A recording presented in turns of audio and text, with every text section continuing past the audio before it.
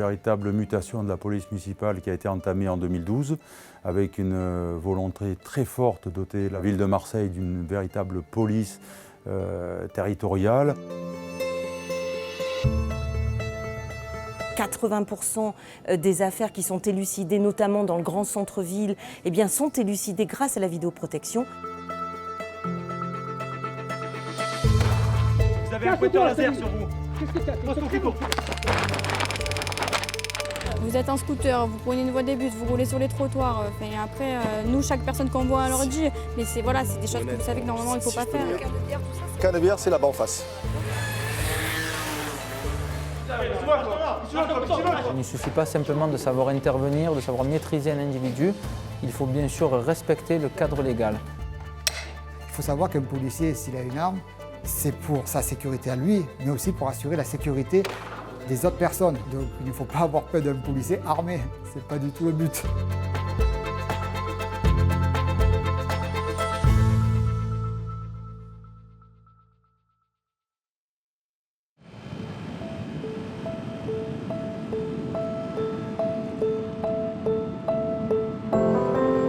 Le scooter, déjà, avant tout, je pense que pour être scooter, c'est une passion du deux roues, déjà. Et puis, c'est surtout le travail, il est un peu différent, c'est-à-dire qu'on a une dynamique différente en centre-ville, parce que le deux roues, on peut s'insérer dans la circulation très facilement. Ça nous permet de voir des choses différemment aussi que si on est en voiture. Ça nous permet, lorsqu'on croise quelqu'un, de pouvoir faire des demi-tours sur nous-mêmes et le rattraper et intervenir dans des situations où en voiture, on n'a pas la possibilité de le faire, mis à part si on se met dans l'insécurité, alors qu'en scooter, on reste dans la sécurité et on permet d'avoir beaucoup plus de mobilité en fait. Le scooter, c'est vraiment ça l'avantage, la mobilité en particulier.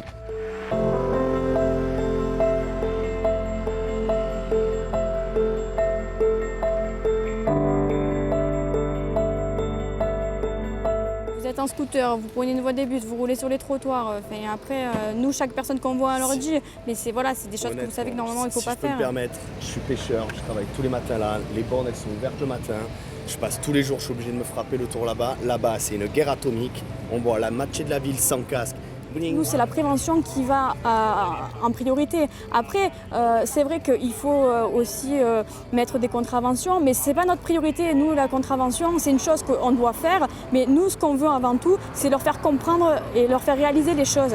D'ailleurs, ça nous arrive de faire des rappels à la loi et de ne pas forcément verbaliser, mais après, c'est beaucoup aussi par rapport aux contrevenants qu'on a en face de nous. C'est-à-dire que lorsqu'on a quelqu'un qui se rend compte des choses et qu'on voit que ça l'amène à réfléchir, nous, forcément, dans ce cas-là, on se dit, bon, allez, on va essayer de lui laisser sa chance.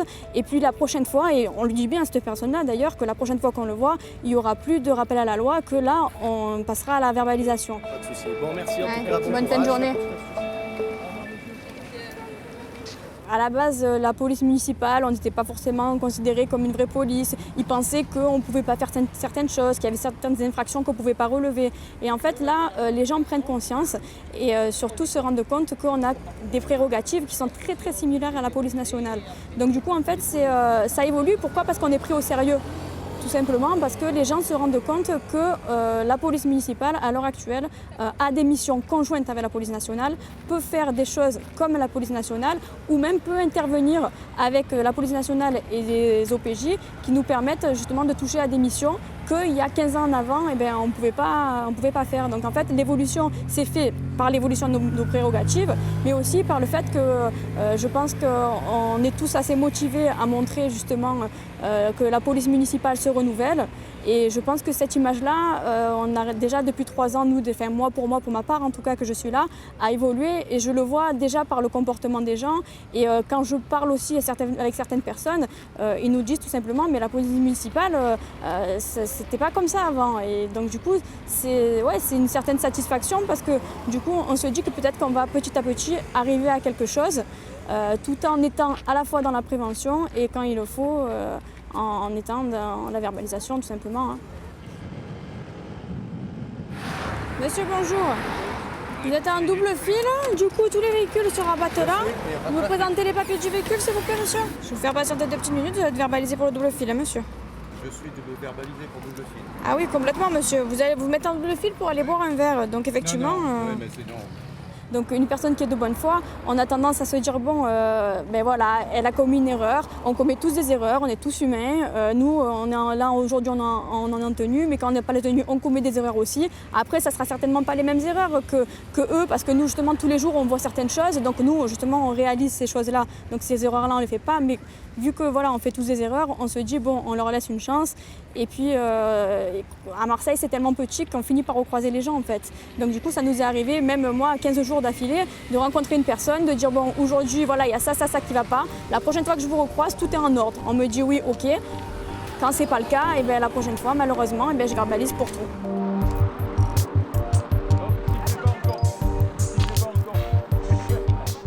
Une véritable mutation de la police municipale qui a été entamée en 2012 avec une volonté très forte de doter la ville de Marseille d'une véritable police territoriale aux côtés de la police nationale. Donc à ce titre, il y a eu un programme de modernisation qui a été entamé avec des moyens très importants pour un budget global de plus de 15 millions d'euros entre la modernisation de la police municipale mais aussi le développement de la vidéoprotection. Donc tout ça pour qu'à terme, on puisse arriver à travailler aux côtés de la police nationale en toute sécurité.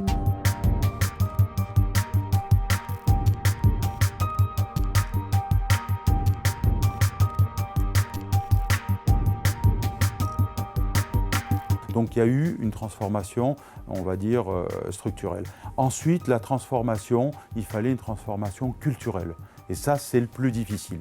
Le plus difficile, le plus long, le plus laborieux. Il faut ménager les gens qui n'ont peut-être pas été recrutés dans le format de police et les amener tout doucement vers ce métier de véritable policier, puisque lorsqu'on porte le mot police sur sa tenue, c'est qu'on est policier. On ne peut pas dire police municipale et dire on est gardien de ville. Non, ce sont de véritables policiers, des agents de police judiciaire adjoints, avec des prérogatives très importantes et des interventions de plus en plus violentes sur la voie publique, des outrages, des rébellions, des situations délicates, où à ce moment-là, un employé municipal avec l'intitulé police municipale qui n'est pas intellectuellement policier est en danger. Donc cette mutation s'est opérée et ce qui a facilité cette transformation, c'est le recrutement et l'apport de 220 policiers supplémentaires sur 2 ans, dont la majeure partie faisait partie de la police nationale en tant qu'ADS ou gendarmes. C'est tous des jeunes qui ont fait 4-5 ans de terrain, plus d'autres qui n'ont pas du tout, qui viennent du milieu scolaire, qui est en recherche d'emploi. Et cet apport de nouveaux effectifs dans un format précis a permis vraiment d'entamer ce changement culturel. Le regard des policiers nationaux a beaucoup changé puisqu'il n'y a plus du tout, comme c'était le cas il y a 3 ans, cette barrière, très peu de missions conjointes, un décalage, ne serait-ce que dans les équipements. Déjà, il y avait un décalage énorme.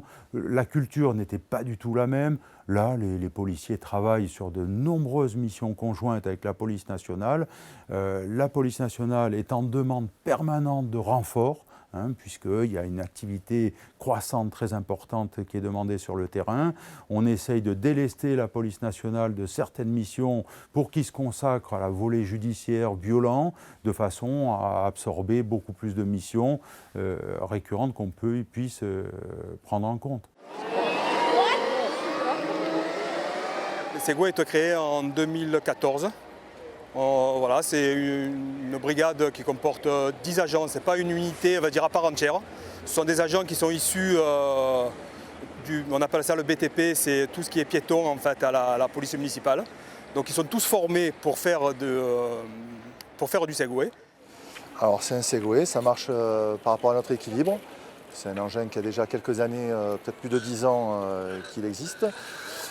Et à Marseille depuis 2 ans.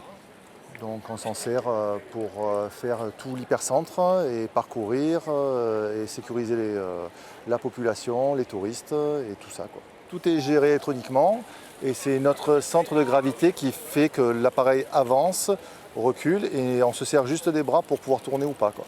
Donc là je veux avancer, je me penche un petit peu en avant et je pars. Et si je veux revenir en arrière,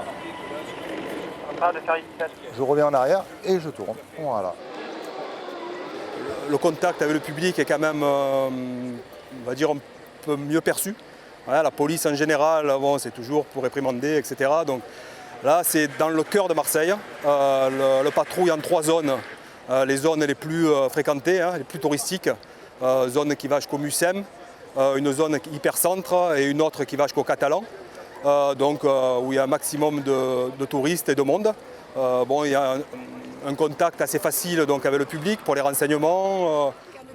Canebière, c'est là-bas en face.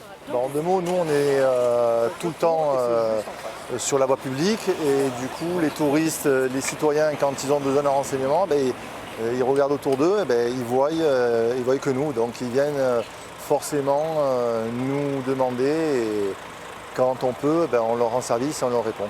En même temps, ils sont assez hauts, donc dans les voies piétonnes, ils peuvent s'apercevoir d'un moindre mouvement de foule.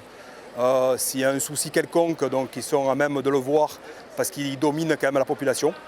Donc je pense que c'est un outil qui est quand même très intéressant et qui s'avère assez efficace.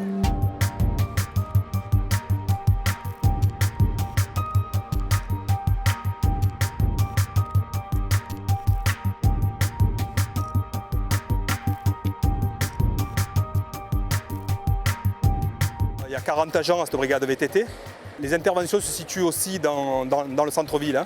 Parce qu'en fait, on dit le centre-ville parce que par rapport au déplacement aussi, aussi bien avec les Segway qu'avec les VTT, on ne peut pas faire de très très longues distances. Il vaut mieux être efficace sur des distances un peu plus courtes. Donc leur champ d'action, l'été là par exemple, on est encore en pleine saison, bien que ça se termine, ça a été tout ce qui est littoral sud. On a un équipage aussi tous les jours sur le Frioul. Voilà, donc ça c'est la priorité de la période estivale en fait. Ensuite, pour le reste du temps, c'est l'hypercentre en priorité, avec tous les secteurs comme Noailles et Belzunce, où la brigade VTT y est pratiquement en permanence dans ces secteurs-là. Là aussi, par contre, pour la maniabilité en vélo et pour les poursuites, suite à un vol à l'arraché, etc. Rue Saint-Ferriol aussi, ils sont assez régulièrement. Donc ils sont assez efficaces là-dessus. Ouais.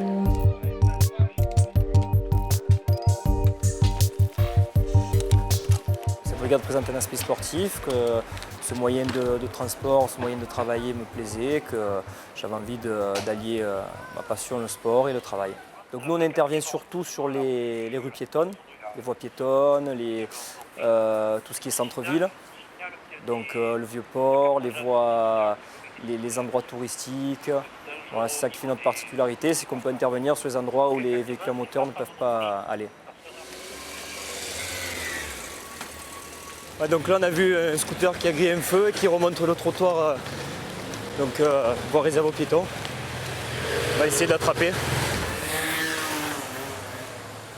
Ils n'ont pas voulu s'arrêter. Ils roulaient assez vite, donc on n'avait pas les moyens de se mettre en travers de la route. C'était assez dangereux pour eux, pour nous-mêmes, donc on va pas risquer un accident pour une simple infraction routière. L'original, vous l'avez ou pas? C'est les maisons. Le vrai, vous l'avez? Oui. Il est où? Il a oublié la maison. Il a oublié la maison? Bon, je vais vous verbaliser pour le non-changement de carte grise, parce que ça fait 6 mois. Donc là, on a procédé au contrôle du conducteur de la fourgonnette pour circuler avec 2 passagers à l'avant, non muni de ceinture de sécurité. Donc cette personne est de nationalité roumaine et n'est pas en mesure de nous présenter le permis de conduire. Donc on va faire les vérifications nécessaires et on va déjà le verbaliser pour la non-présentation des papiers. On a cet appareil qui est un procès-verbal électronique, un PVE, et on peut procéder à la verbalisation électroniquement. Donc la contravention est envoyée au domicile du contrevenant directement. Alors nous, la particularité avec la population, c'est qu'on a un contact facile, on a un accès direct aux gens, contrairement à des équipages qui sont en voiture, donc les gens nous interpellent facilement, on passe à côté d'eux, on a un contact direct avec eux et du coup on est bien perçu par la population. Tous ces services, participation à l'évolution de la police municipale à Marseille, donc il y a eu la création du CSU donc, il y a peu de temps sur Marseille, donc ça fait beaucoup de brigades et ça donne beaucoup d'images différentes à la population aussi, beaucoup de moyens de transport différents et du coup on véhicule, chaque unité véhicule une image particulière.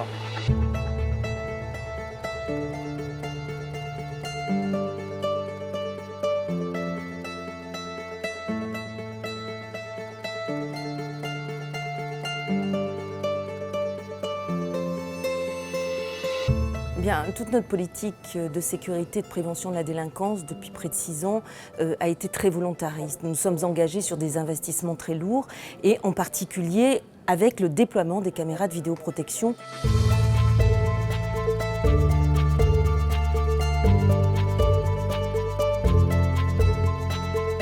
C'est un plan de 1000 caméras qui sont déployées et la construction de ce centre de supervision urbain qui est ouvert 24 heures sur 24, 7 jours sur 7, où des policiers municipaux travaillent non-stop pour la surveillance de la voie publique en lien avec la police nationale pour permettre à la fois l'interpellation en flagrant délit d'individus délinquants, mais également pour permettre d'avoir des moyens de preuve les plus musclés possibles afin d'élucider les affaires judiciaires.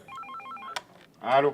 La vidéosurveillance, dite vidéoprotection, est aujourd'hui, depuis maintenant quelques années, un nouveau moyen mis à la disposition de notre police pour mieux travailler à la fois sur le terrain, mais aussi dans le cadre d'élucidation d'affaires judiciaires. Eh bien oui, la police municipale ici fait un travail remarquable puisqu'elle contribue à la baisse de la délinquance, elle contribue, nous le savons, 80% des affaires qui sont élucidées, notamment dans le grand centre-ville, eh bien, sont élucidées grâce à la vidéoprotection et au travail des policiers municipaux, ici même, qui travaillent en lien avec la police nationale, qui sont ici d'ailleurs très souvent présents, afin de travailler sur les images.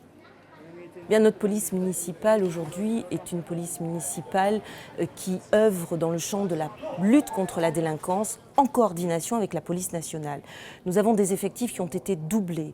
Notre police a été réorganisée, modernisée. Vous savez, c'est aujourd'hui la plus grande police municipale de France. Je crois que nous avons fait la démonstration que lorsque l'État s'engage, ça a été le cas dès 2011 en renforçant les effectifs de la police nationale, eh bien la ville de Marseille, la municipalité de Jean-Claude Gaudin s'investit fortement puisque le doublement des effectifs de la police municipale, la dotation de moyens nouveaux et modernes, la création du centre de supervision urbain, tout ça correspond à un investissement de 26 millions d'euros.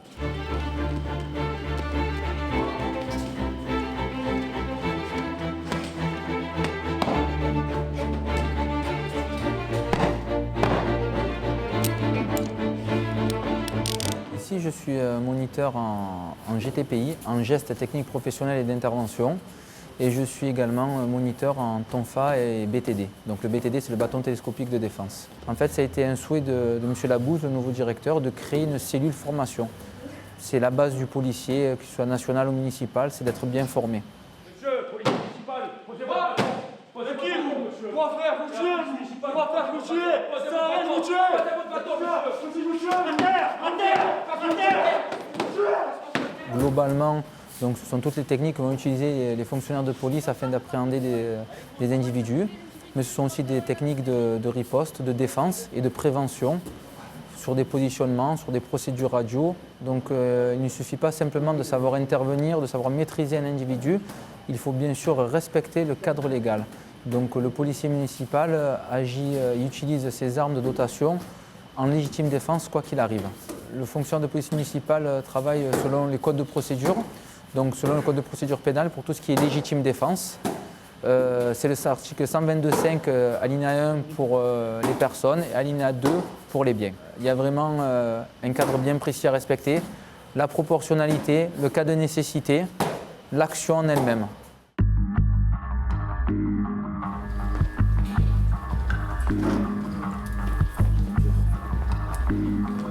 Donc rappel des règles de sécurité, toujours considérer une arme comme chargée. La sécurité passe par un armement.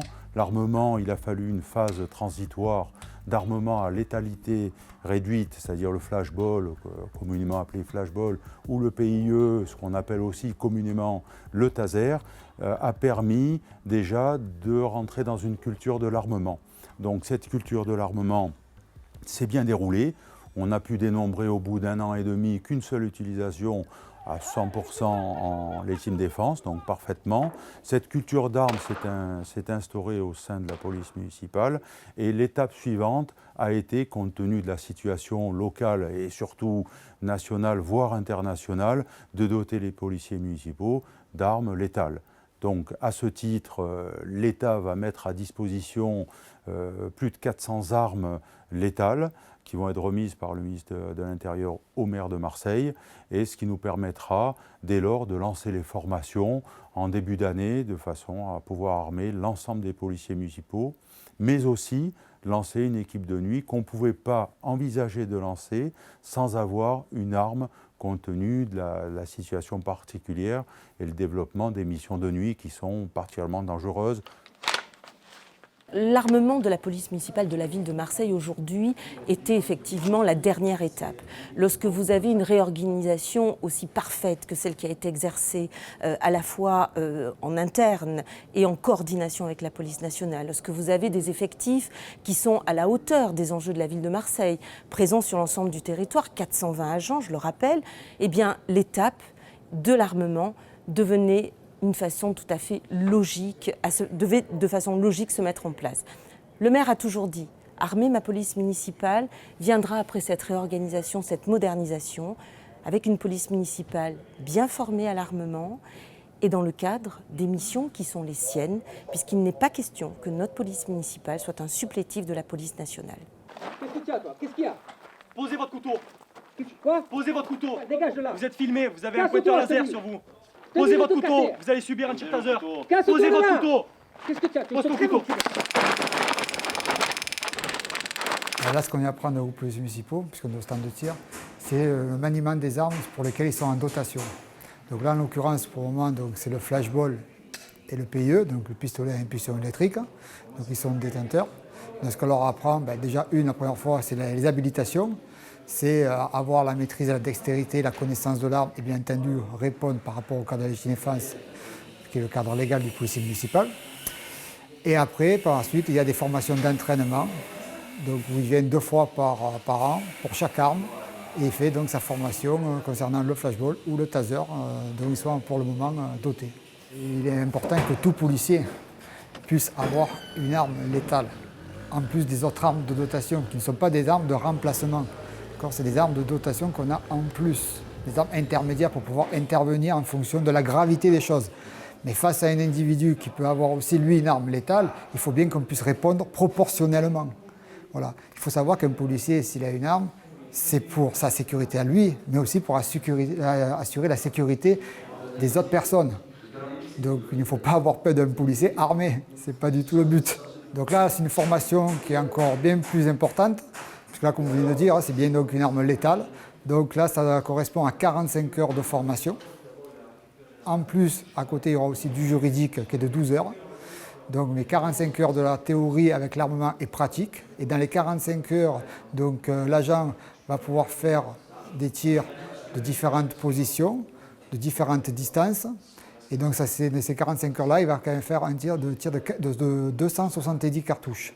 Donc c'est quand même une formation très complète pour certains agents qui n'auront jamais touché une arme. On commence de zéro jusqu'au final que l'agent puisse avoir la dextérité, la maîtrise de l'arme et savoir faire un tir juste et bien entendu dans le cadre légal. C'est forcément un plus pour nous. C'est un plus, déjà avant tout pour notre sécurité, bien que quand on est dans la police, on se dit effectivement on a une arme mais on espère ne jamais avoir à la sortir.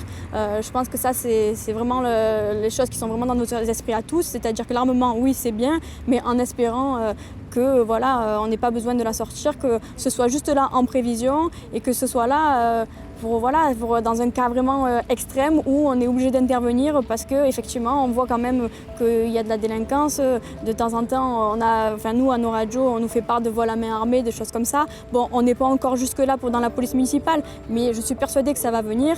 Et c'est vrai que si on n'a pas l'armement, il y a des missions qu'on ne peut pas effectuer.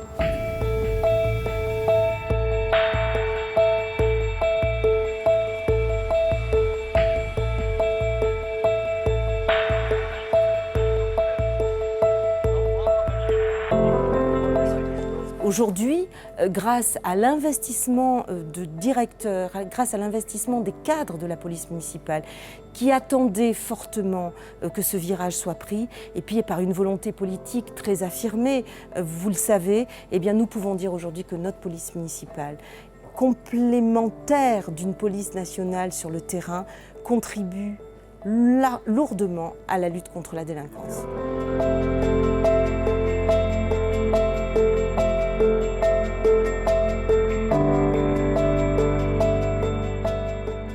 La ville de Marseille est une grande ville, c'est près d'1 million d'habitants, c'est immense, ça vient de toutes les communes avoisinantes pour vivre dans Marseille, donc on a besoin de moyens et on est sur la bonne route. Donc il faut espérer qu'on continue sur cette lancée parce qu'on est vraiment sur la bonne voie.